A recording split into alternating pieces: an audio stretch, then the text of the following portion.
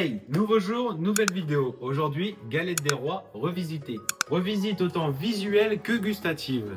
Car pour cette vidéo, on va avoir une crème frangipane à la châtaigne. Pour le visuel, je me suis inspiré d'une chef pâtissière qui a gagné plusieurs concours en France. On part directement sur la vidéo. Alors on va commencer par faire notre crème de châtaigne maison. On va prendre notre casserole, y verser le sucre ainsi que l'eau avec un petit peu d'extrait de vanille. Et on va mettre ça sur le feu jusqu'à frémissement. Normalement, on ne devrait plus voir de sucre visible. On met nos châtaignes qui sont déjà cuites dans le bol du blender. On y met notre lame et on va blender ça jusqu'à temps qu'on ait une poudre de châtaigne. Alors s'il reste des morceaux, c'est pas trop grave, justement ça apporte de la texture. Là on peut voir qu'il me reste quand même des petits morceaux. Et on va mettre notre mélange dans notre sirop qui est actuellement en train de frémir. On mélange le tout et on va laisser sur le feu pendant 10 minutes jusqu'à temps que ça fasse une pâte. Donc là comme sur la vidéo, après 10 minutes c'est censé faire une pâte comme ça, bien onctueuse, c'est prêt. Si vraiment t'aimes pas les morceaux, tu peux venir mettre ton mélange dans le blender et reblender pour que ça soit plus fin. Maintenant qu'on a fait notre crème de châtaigne maison, on va pouvoir passer à la frangipane. Et n'oublie pas que tous les poids sont dans la description. Donc on vient mettre notre beurre pommade et c'est très important de l'avoir pommade dans notre batteur. On y rajoute le sucre et à l'aide de notre feuille, on va venir mélanger tout ça jusqu'à ce que ça blanchisse un petit peu.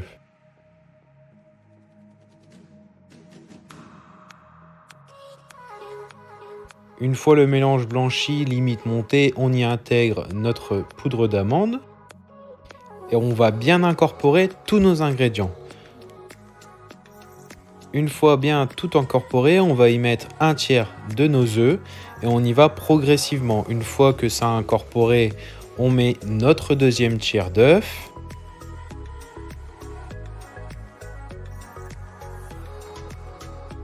On n'oublie pas de bien corner notre cuve pour que tout le mélange soit homogène.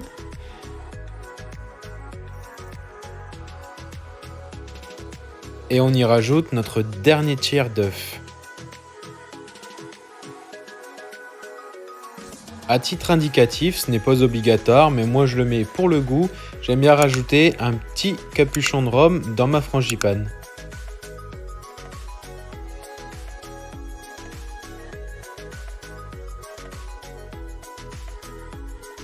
Et une fois que tous nos ingrédients sont bien mélangés, on va venir y rajouter notre crème pâtissière et notre crème de châtaigne.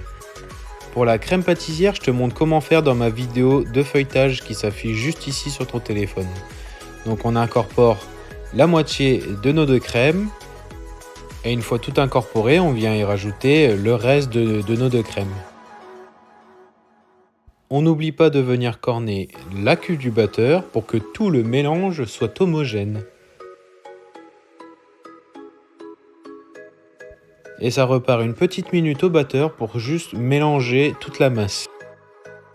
Et si tu as suivi toutes mes instructions, tu es censé avoir une belle crème frangipane comme ça, bien crémeuse. On va passer à l'étape de l'étalage de notre galette, donc je mets mon petit tablier. Et si tu veux la recette du feuilletage, tu n'as qu'à cliquer en haut sur le petit lien que je te mets. Le bâton étant à la bonne taille, je n'abaisse que d'un seul côté.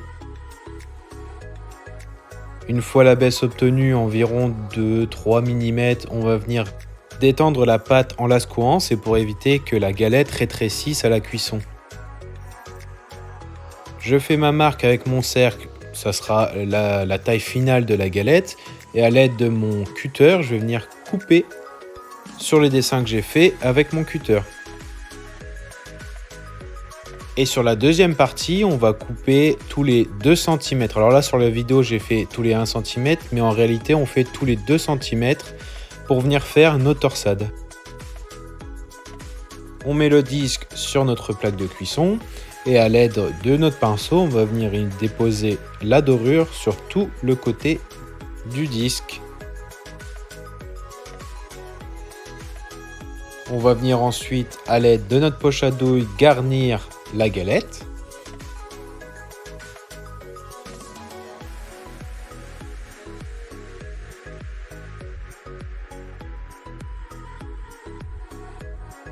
On n'oublie surtout pas la fève.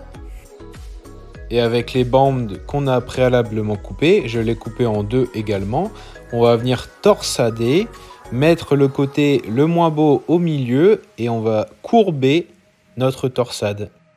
Et on fait ça sur toute la galette, comme sur la vidéo.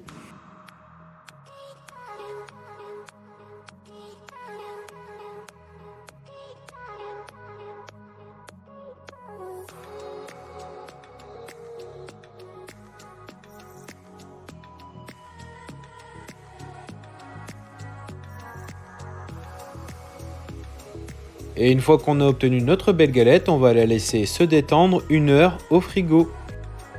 Et on n'oublie pas bien évidemment de mettre la dorure avant enfournement.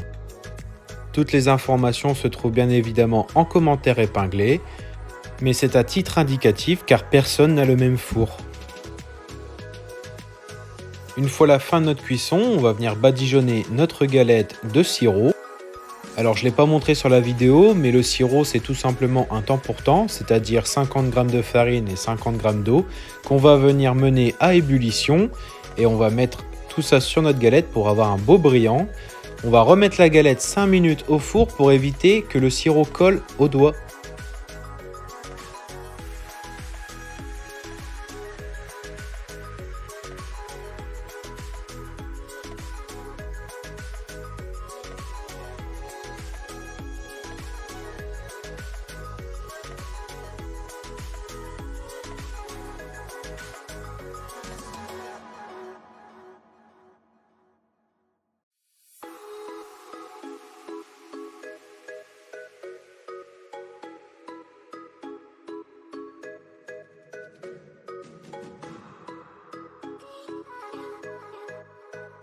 Et voilà, tu as obtenu une superbe galette hyper originale et hyper savoureuse pour le dernier dimanche de janvier.